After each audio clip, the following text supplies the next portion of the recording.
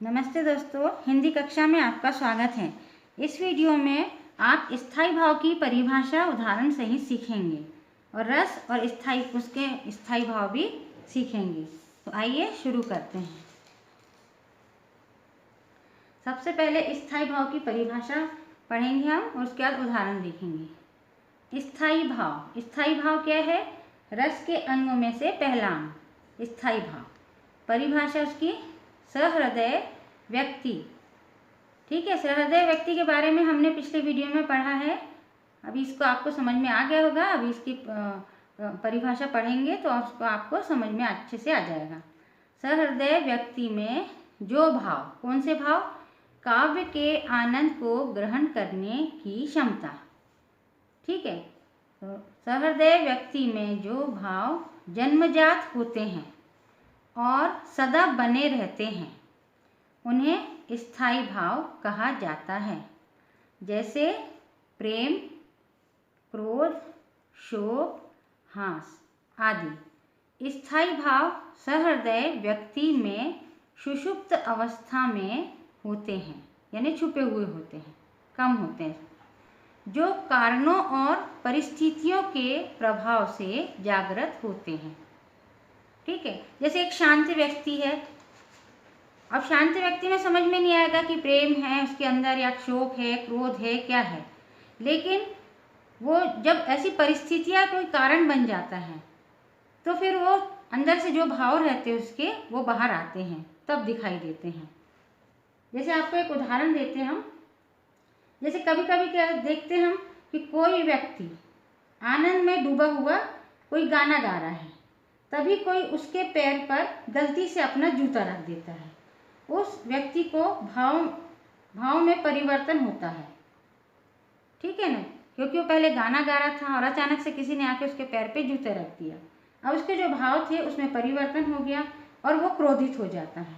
तो इसका मतलब हुआ कि क्रोध का स्थायी भाव उस व्यक्ति में है, परंतु कारण न होने के कारण शांत है ना।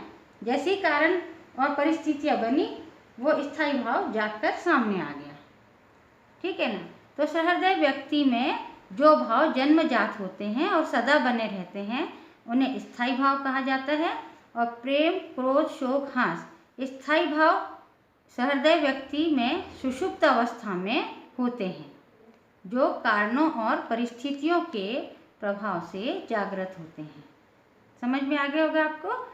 स्थायी भावों की संख्या पहले 9 थी, अब वात्सल्य के रूप में 10 हो गई है। ठीक है ना।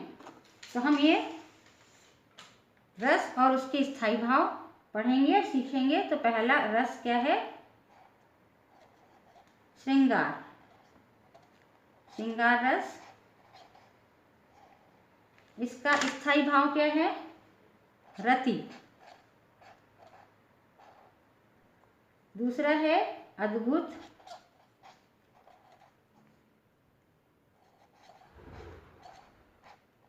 अद्भुत रस। इसका स्थायी भाव है विस्मय।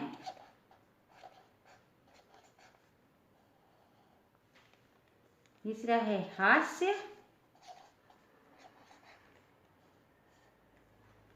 इसका स्थायी भाव है हास।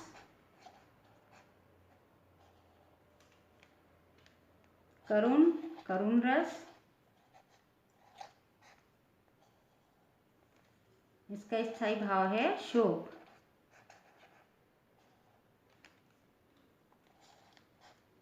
रौद्र रस।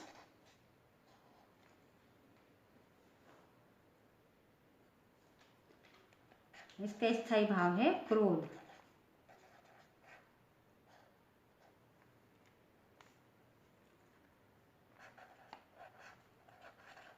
विभत्स रस। इतना है विभत्स रस। स्थायी भाव है जुगुप्सा।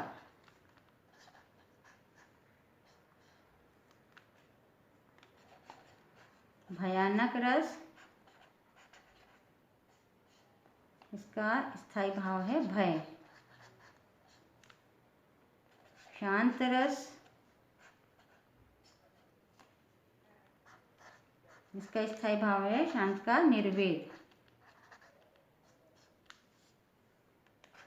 वीर रस,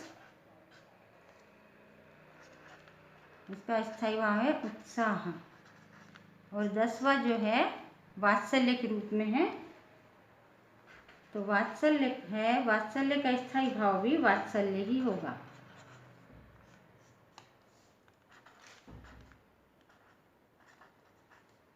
और आगे के वीडियो में हम आपको ये रस और उनके स्थायी भाव के बारे में भी समझाएंगे, पढ़ाएंगे। ठीक है, तो हम इनको रस और स्थायी भाव को एक बार पढ़ लेते हैं।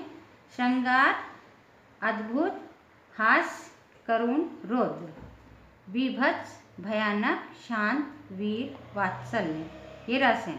अब इनके स्थायी भाव है, श्रृंगार का स्थायी भाव रति है, अद्भुत का स्थायी भाव विस्मय, हास्य का स्थायी भाव हास, करुण का स्थायी भाव शोक, रौद्र का स्थायी भाव क्रोध, बीभत्स का स्थायी भाव जुगुप्सा, भयानक का स्थायी भाव है भय, शांत का स्थायी भाव निर्वेद, वीर का स्थायी भाव है उत्साह, वात्सल्य का स्थायी भाव है वात्सल्य। वीडियो को पूरा देखने के लिए धन्यवाद। वीडियो को लाइक और चैनल को सब्सक्राइब कीजिए। नमस्कार।